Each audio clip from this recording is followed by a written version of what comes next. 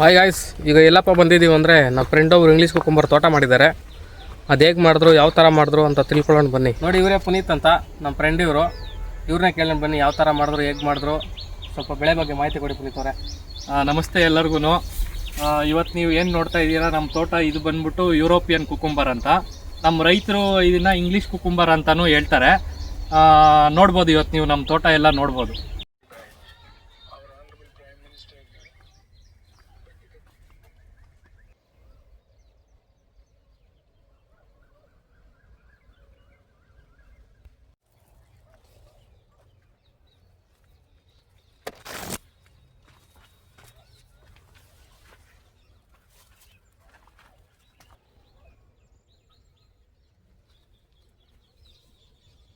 ಪುನೀತ್ ಅವರೇ, ನೀವೇನು ಓದಿರೋದು? ನಾನು MBA ಕಂಪ್ಲೀಟ್ ಮಾಡಿದ್ದೀನಿ. ಅದು MBA ಓದಿ ಅಷ್ಟೊಂದು ದುಡ್ಡೆಲ್ಲ ಖರ್ಚು ಮಾಡಿ ಈ ಫೀಲ್ಡ್ ಯಾಕೆ ಚೂಸ್ ಮಾಡಿರಿ? ಇದು ಅವತ್ತಿಂದ ಮಾಡ್ಕೊಂಬಂದಿರೋದು. MBA ಎಷ್ಟೇ ಓದಿರ್ಬೋದು, ಹೊಟ್ಟೆಗೆ ಅನ್ನನೇ ತಿನ್ನಬೇಕು. ಅದರಿಂದ ರೈತರಾಗಿ ಇವತ್ತು ನಾವು ಇದನ್ನು ಮುಂದುವರ್ಸ್ಕೊಂಡು ಹೋಗ್ತಾ ಇದ್ದೀವಿ. ಪುನೀತ್ ಅವರೇ, ಈ ಬೆಳೆ ಮಾಡೋಕ್ಕೆ ನೀವು ಭೂಮಿನೆಲ್ಲ ಯಾವ ಥರ ರೆಡಿ ಮಾಡ್ಕೊಂಡ್ರಿ, ಮತ್ತು ಯಾವ ಗೊಬ್ಬರ ಹಾಕಿದ್ರಿ, ಅದನ್ನೆಲ್ಲ ಸ್ವಲ್ಪ ಹೇಳಿ. ಮೊದಲು ಇದಕ್ಕೆ ಅರ್ಧ ಎಕರೆ ಇರೋದು. ಇದು ಅರ್ಧ ಎಕರೆಗೆ 2 ಲೋಡ್ ನಾಟಿ ಗೊಬ್ಬರ ಹಾಕಿದ್ದೀವಿ. ಮತ್ತು DAP 10-26 ಮತ್ತು ಇನ್ನು ಪೊಟ್ಯಾಶು ಇದೆಲ್ಲ ಒಂದು 5-6 ಮೂಟೆ ಹಾಕಿದ್ದೀವಿ. ಗಿಡ ನಾಟಿ ಮಾಡೋಕ್ಕೆ ಗಿಡ ಎಲ್ಲಿ ತಂದ್ರಿ, ಮತ್ತು ಗಿಡ ಉಳೋದಾ ಇಲ್ಲ ಬೀಜ ಬಿತ್ತನೆ ಮಾಡೋದಾ, ಮತ್ತು ಎಷ್ಟು ದಿನಕ್ಕೆ ಗಿಡ ಇಳುವರಿ ಬರುತ್ತೆ, ಅದನ್ನೆಲ್ಲ ನಮ್ಮ ವೀಕ್ಷಕರಿಗೆ ಸ್ವಲ್ಪ ಮಾಹಿತಿ ಕೊಡಿ. ಅದು ಇದೇನಂದರೆ, ಬೀಜ ನಾವು ಡೈರೆಕ್ಟು ಡೀಲರ್ ಹತ್ರ ತಗೊಂಡ್ವಿ. ಇದು ಬಂದ್ಬಿಟ್ಟು ರುಜ್ವಾನ್ ಕಂಪ್ನಿಯವ್ರದ್ದು ಎಮ್ರಿ ಸ್ಟಾರ್ ಅಂತ. ಒಂದು ಬೀಜ ಬಂದ್ಬಿಟ್ಟು 10,000 ರೂಪಾಯಿ ಬೀಳ್ತೈತೆ. ನಮ್ಮ ಇದಕ್ಕೆ 2,000 ಬೀಜ ಸೆಟ್ ಆಗಿದೆ. 2 ಅಡಿಗೆ ಒಂದು ಗಿಡ ಉಣಿದೀವಿ. ಸಾಲಿಂದ ಸಾಲಿಗೆ ಒಂದು 4-4.25 ಅಡಿ ಬರ್ತೈತೆ.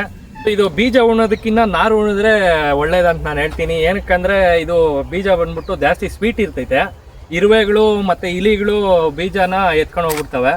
ಅದರಿಂದ ನಾವೆಲ್ಲ ನಾರು ಬಿಡಿಸ್ಬಿಟ್ಟು ಉಣಿರೋದು. ಹಿಂಗೆ ಉಣಿರೋದ್ರಿಂದ ಏನು ಒಂದು ಒಳ್ಳೆ ಇದಂದರೆ, ತೋಟ ಪೂರ್ತಿ ಒಂದೇ ಟೈಮಿಗೆ ಒಂದೇ ಲೆವೆಲ್ಗೆ ಬರ್ತೈತೆ. ಅದೊಂದು ಒಳ್ಳೆ ಇದು ಮದು. ಮತ್ತೆ ಇದು ನೀವು ನಾರು ಎಷ್ಟು ದಿನಕ್ಕೆ ನಾಟಿ ಮಾಡಿದ್ರಿ, ಮತ್ತೆ ಯಾವ ಥರ ಮೇಂಟೆನೆನ್ಸ್ ಮಾಡಬೇಕು, ಗೊಬ್ಬರಗಳೆಲ್ಲ ಯಾವ ಟೈಮ್ಗೆ ಬಿಡಬೇಕು, ಅದನ್ನ ಸ್ವಲ್ಪ ಹೇಳಿ. ಇದು ನಾವು ನಾರು ಉಣಿದ್ ಬಂದ್ಬಿಟ್ಟು ನಾವೇ ಬೀಜ ಬಿಡಿಸಿದ್ರಿಂದ 8 ದಿವಸಕ್ಕೆ ಉಣ್ಬಿಟ್ರಿ. 8 ದಿನಕ್ಕೆ ಉಣಿದ್ರೆ ಒಳ್ಳೇದಂತ ಹೇಳ್ತೀನಿ. ಯಾಕಂದರೆ ಇದು ಬೇಗ ಜಾಸ್ತಿ ಬಂದ್ಬಿಡ್ತೈತೆ ನಾರು. ಅವಾಗ ಉಣಿದ್ರೆ ನಾರು ನ್ಯಾಯವಾಗಿ ಅಂಟ್ಕೊಳಲ್ಲ. ಆಮೇಲೆ ಉಣಿದಾದ್ಮೇಲೆ ಒಂದು 5-6 ದಿವಸಕ್ಕೆ ಡ್ರೆಂಚಿಂಗ್ ಮಾಡಬೇಕು. ಡ್ರೆಂಚಿಂಗ್ ಏನೇನಕ್ಕೆ ಮಾಡಬೇಕಂದ್ರೆ, ಬೇರು ಕೊಳೆಯೋ ರೋಗ ಇರುತ್ತೆ ಮತ್ತು ನೆಮ್ಟೋಡ್ಸ್ ಇರುತ್ತೆ. ಅದಕ್ಕೆ ಡ್ರೆಂಚಿಂಗ್ ಮಾಡ್ಕೊಬೇಕು. ಆಮೇಲೆ ಮಾಮೂಲಿ ಸ್ಪ್ರೇ ಎಲ್ಲ ಒಂದು 4 ದಿವಸ 5 ದಿವಸಕ್ಕೆ ಒಂದ್ಸತಿ ಸ್ಪ್ರೇ ಮಾಡ್ಕೊಂಡ್ರೂ ಸಾಕು. ವೈಟ್ ಪ್ಲೇ ಅನ್ನೋದು ಜಾಸ್ತಿ ಇರ್ತೈತೆ ಇದರಲ್ಲಿ. ವೈಟ್ ಪ್ಲೇ ಬಂದವಾಗ ವೈರಸ್ಸು ತುಂಬ ಜಾಸ್ತಿ ಇದಾಗುತ್ತೆ, ಗಿಡದಿಂದ ಗಿಡಕ್ಕೆ ಸ್ಪ್ರೆಡ್ ಆಗುತ್ತೆ. ಮತ್ತು ನೀವು ಇದು ಹಾರ್ವೆಸ್ಟಿಂಗ್ ಯಾವ ಥರ, ಮತ್ತು ಎಷ್ಟು ದಿನಕ್ಕೆ ಹಾರ್ವೆಸ್ಟಿಂಗ್ ಬರುತ್ತೆ, ಮತ್ತು ಮಾರ್ಕೆಟಿಂಗ್ ಬಗ್ಗೆ ಸ್ವಲ್ಪ ಹೇಳಿ. ಇದು ನಾವು ನಾರು ಉಣಿರೋದ್ರಿಂದ ಕರೆಕ್ಟಾಗಿ 1 ತಿಂಗಳು 30 ದಿವಸಕ್ಕೆಲ್ಲ ಹಾರ್ವೆಸ್ಟ್ ಮಾಡಿದ್ದೀವಿ. ಇವಾಗಲೇ ನಾವು ಹಾರ್ವೆಸ್ಟಿಂಗ್ ಸ್ಟಾರ್ಟ್ ಆಗಿ 1 ತಿಂಗಳು ಆಗೋಗೈತೆ.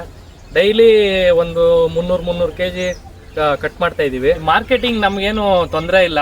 ನಮ್ಮ ಮಾಲೂರಲ್ಲಿ ಬೇಜಾನ್ retail ಕಂಪ್ನಿಗಳವೆ. Swiggy, Zomato, ಮೋರು, Reliance, Zepto, ಬ್ಲಿಂಕಿಟು, ಇದಕ್ಕೆಲ್ಲನೂ demand ಇದೆ, ಸಪ್ಲೈ ಮಾಡ್ತಾ ಇದ್ದೀವಿ. ಮತ್ತು ಇದು ಪ್ರೈಸ್ ಯಾವ ಥರ ಇದೆ, ನಿಮಗೆ ಅಡ್ಜಸ್ಟ್ ಆಗುತ್ತಾ ಹೇಗೆ? ಪ್ರೈಸ್ ಒಳ್ಳೆ ಪ್ರೈಸ್ ಐತೆ ಮಗು. ಇವಾಗ 45 ರೂಪೀಸ್ ಇವಾಗ ಮಾರ್ಕೆಟಲ್ಲಿ ಪ್ರೈಸ್ ಇದೆ. ಪ್ರೈಸ್ ಏನೋ ಸಾಕು. ಈ ವಾತಾವರಣ ನಮಗೆ ಅಡ್ಜಸ್ಟ್ ಆಗ್ತಾ ಇಲ್ಲ. ತುಂಬ ಗಾಳಿ ಇರೋದ್ರಿಂದ ಈಲ್ಡ್ ಸ್ವಲ್ಪ ಕಡಿಮೆ. ಅದರಿಂದ ಪ್ರೈಸ್ ಇರೋದ್ರಿಂದ ಏನು ತೊಂದರೆ ಇಲ್ಲ, ನಡ್ಕೊಂಡು ಹೋಗ್ತಾ ಐತೆ. ಮತ್ತು ಇದು ನಿಮಗೆ ಇಷ್ಟು ಕೊಯ್ಲಲ್ಲಿ ಎಷ್ಟು ಹಾರ್ವೆಸ್ಟಿಂಗ್ ಆಗಿದೆ, ಮತ್ತು ಗಿಡ ಇನ್ನೂ ಎಷ್ಟು ದಿನ ಇರುತ್ತೆ, ಅದನ್ನ ಸ್ವಲ್ಪ ಹೇಳಿ. ಇದು ನಾವು ಇವಾಗ ಒಂದು 5 ಟನ್ವರೆಗೂ ಕಟ್ ಮಾಡಿದ್ದೀವಿ.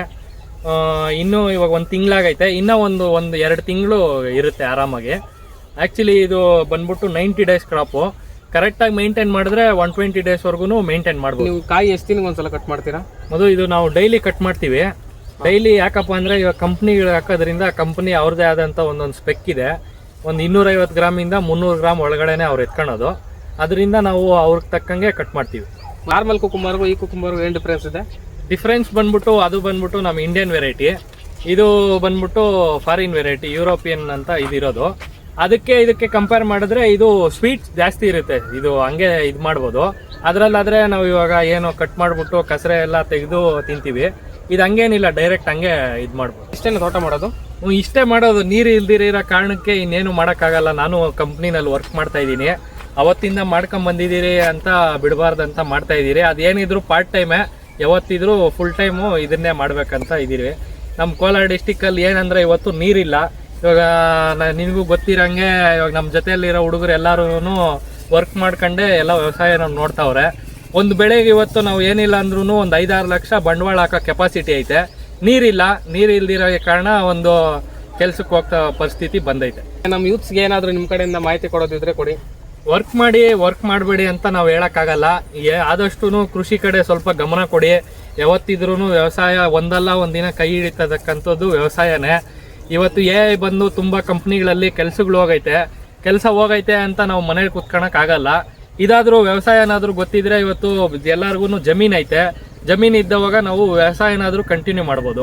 ಈಗ ಬಂದಿದ್ದಲ್ಲ, ಇಂದ ನಮ್ಮ ಅಗ್ರಿಕಲ್ಚರ್ಗೆ ಏನಾದರೂ ಹೊಡೆತ ಬೀಳುತ್ತಾ? ಇಲ್ಲ, ಇಂದ ನಮಗೇನು ಹೊಡೆತ ಬೀಳಲ್ಲ.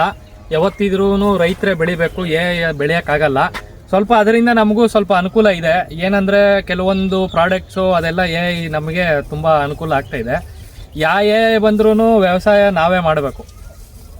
ಇವತ್ತು ಬಂದು ಎಲ್ಲ ಜಾಬ್ಸ್ನು ರೀಪ್ಲೇಸ್ ಮಾಡ್ಬೋದು. ನಮ್ಮ ಅಗ್ರಿಕಲ್ಚರ್ನ ರೀಪ್ಲೇಸ್ ಮಾಡೋಕ್ಕೆ ಸಾಧ್ಯನೇ ಇಲ್ಲ.